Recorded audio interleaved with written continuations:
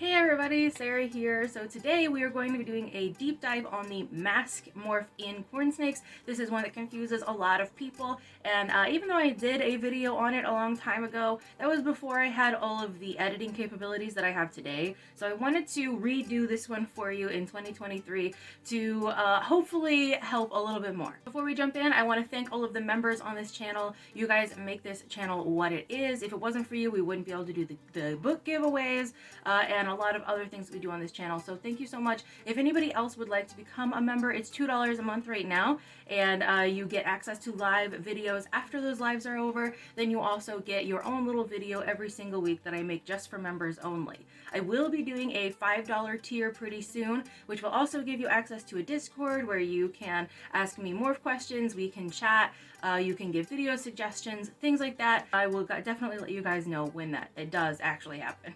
Also, a quick thank you to Reptilinks. If you would like to use my code SarahSnake27 at reptilinks.com, it gets you a discount and it gets me a percentage, and so you get a discount on healthy food for your snakes, and I can also afford healthy food for my snakes, so it's a win for everybody. Also remember, I have a website, sarahsnakeshop.com. I have snakes and merch available, so if you would like to purchase a snake, we're not shipping right now because it's really cold and it's winter time right now, but once spring comes around, any snake orders will be shipped out. So on to the video about MASQUE. Now I want to go over two different aspects of MASQUE. I want to start with what MASQUE actually does, which I think is going to help most people, and then at the end of this video I'll also go over the history of MASQUE, where it came from, and how it was proven out. So MASQUE is an incomplete dominant gene mutation in corn snakes, which essentially means if you have one copy of it, then it has a certain look, and then if you have two copies of it, it has a more extreme look. We'll get into that in photos in a few minutes. When a snake is developing in the egg, the pigments actually develop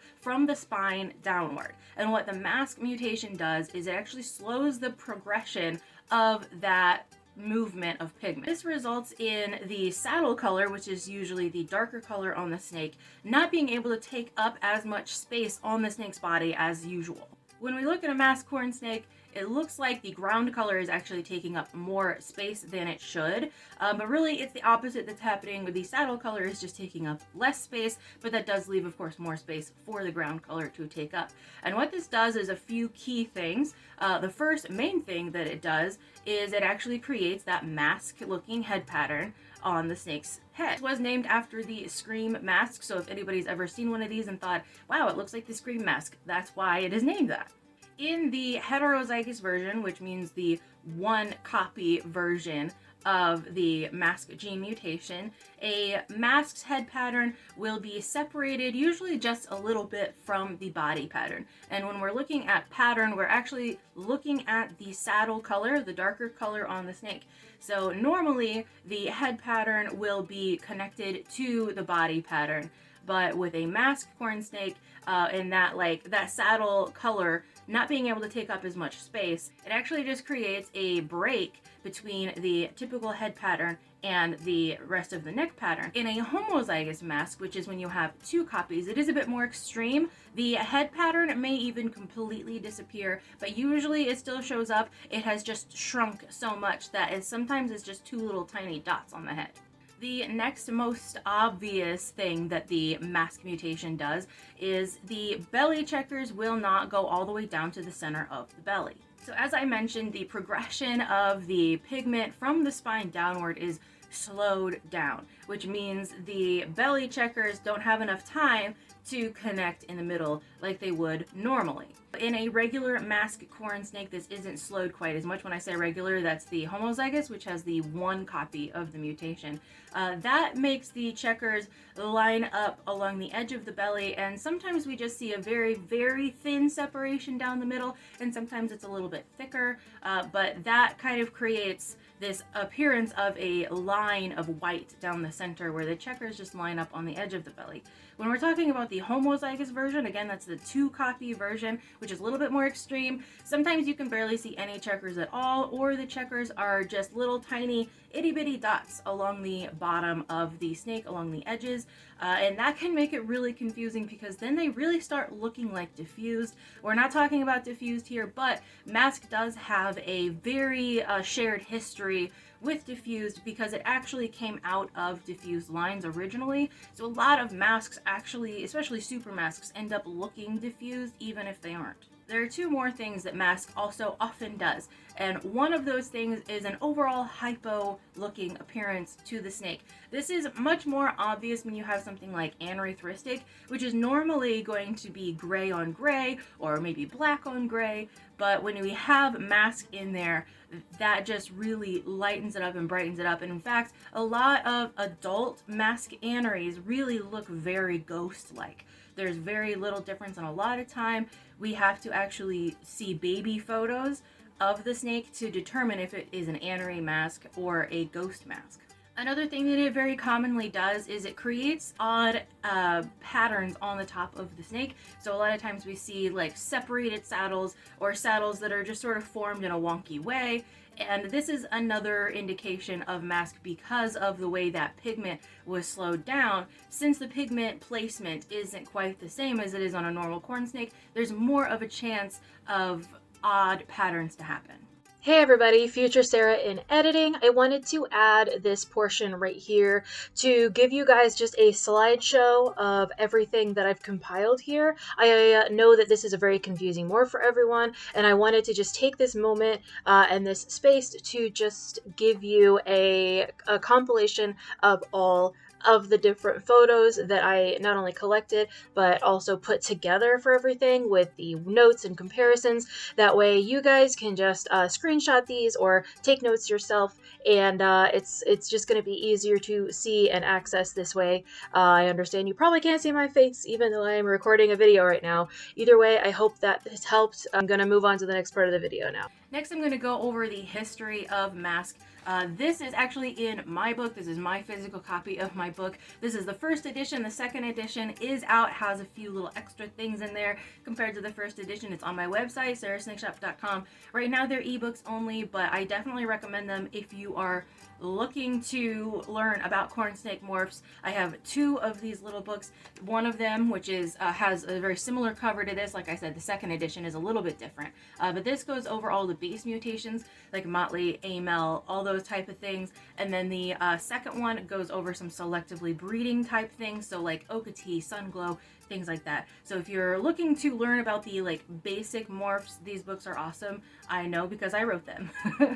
So the history of MASQUE is very closely tied to the history of the diffused mutation. I'm not going to go over the complete history of the diffused mutation. I do have a video that you guys are welcome to go and watch about that. I'm going to link that in a card above. But essentially, once you go through the diffused history, then we move on to the mid-2000s, where there were a bunch of breeders trying to figure out pied, actually. You can also see a video on pied up there if you would like to go watch that.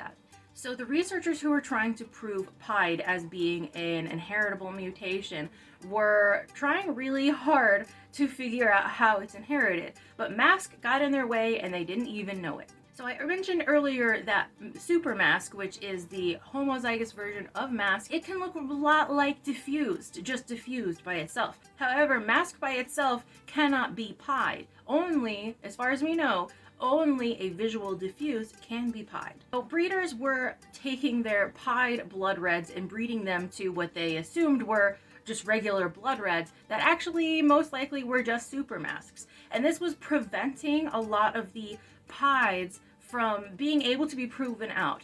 And a lot of people just didn't know why until finally in the mid-2000s. I don't have an exact date because the C-Corns or C-Corns forums are no longer in existence. That's where the majority of this information came from. But what they found was there was this extra mutation that appeared very much like diffused in a homozygous version, and that was what was preventing them from proving out pied. So finally, once they isolated MASQUE, they were able to figure out all the pied stuff. I'm not going to go into that, but that is how MASQUE was essentially isolated. No one knew about it until they were trying to prove out this other mutation, which is connected to a different mutation. So we had diffused, and pied is only visible in diffused. But then there's MASQUE, which also came with diffused. So all of these three mutations were all just in a pile together, and we finally got MASQUE isolated first, and then pied was isolated, kind of. You can't really isolate it from diffused, but then pied was proven. So that's how all of that happened. It was a big mess, and I remember reading all of the forums when they were in existence about all of this and how confused everybody was. One thing that I want everybody to keep in mind is that when you are identifying MASQUE, it's also important to keep other factors in mind. MASQUE originated in snakes from Florida, and a lot of wild-caught snakes from Florida, which include Keys and Miamis and a lot of other sort of southern corn snakes, have split belly checkers naturally. I have purchased in the past wild-caught Miamis that had like perfectly split belly checkers, but they were not MASQUE. I've also, of course, had Keys. Keys are notorious for having very few